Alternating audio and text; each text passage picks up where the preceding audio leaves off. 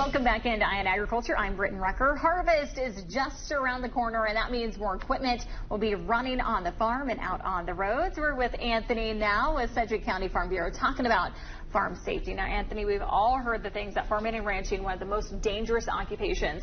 What are things that we can do on the farm that can help us stay safe?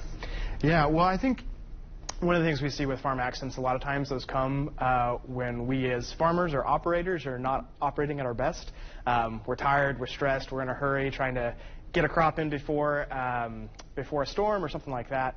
And I think it's really important that in the same way that, we'll do preventative maintenance on our machines before harvest, that we stop and make sure that we're in a good place as operators. If you look at farm stress statistics and advice that people give around avoiding stress, those are all kind of antithetical to harvest. Like we don't have enough sleep, we're burning the candle at both ends, we're working really hard. But in the same way that we check the oil on our machines every morning, I think it's really important that we stop and figure out how we as part of the farm operation are doing as farmers, and make sure that we take the time that we need to do things safely and do them well. I know a lot of times on the farm we just kind of push through, but it is important to really back off and give ourselves some rest too. Now, Anthony, is there an accident you see time and time again on the farm that can be avoided?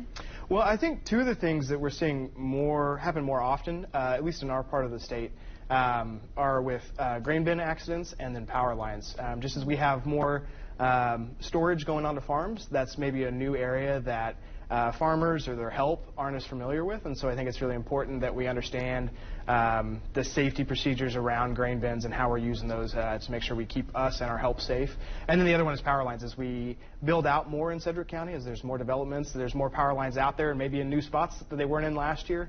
And so just making sure that we operate safely around those, and that you also, as someone driving a tractor or a combine, know what to do if you do encounter a power line or if you do make contact with one. So it's really important on both those, I think, here. For sure. Now, family is a big element of the farm. What can we do to make sure our kiddos stay safe during harvest? Yeah, well, I think there's two parts to that. When you look at farm accident data, the two most at-risk groups are those over 50 and those under 21. So I think on the first part, if you've got family members or high school kids that are around the farm helping over the summer, that you really step back when you're training them on equipment to make sure that they understand not only how to operate the piece of equipment, but they understand how to do it safely, what to do if there is an accident, how to get out of a bad situation. And that can be hard for farmers when we've done something for 40 or 50 years. It's just second nature to us, but really stopping back and trying to look at those situations with the eyes of someone who's never done it before. And then I would say even too, my wife and I have 3 little kids, 3 toddlers right now, and we're so excited for them to be part of Wheat Harvest and to be out.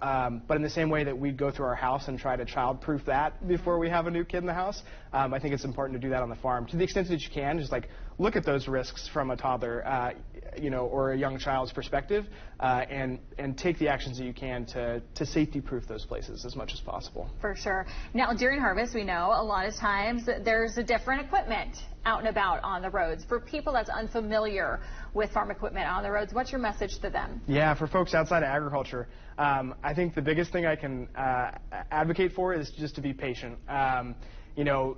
Unlike a lot of other vehicles that you're going to encounter on the road, like these roads are not necessarily designed for you and that equipment to fit on there at the same time. The other nice thing is that harvest only lasts for a couple of weeks. God willing, we get things in the field, have good weather.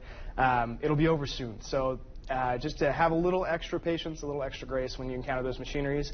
They're going to move really slow. They're going to take up more than their lane most of the time. So just be extra careful when you're trying to get around them. Pack your patience during harvest. Exactly. Well, Anthony, thanks so much for coming on.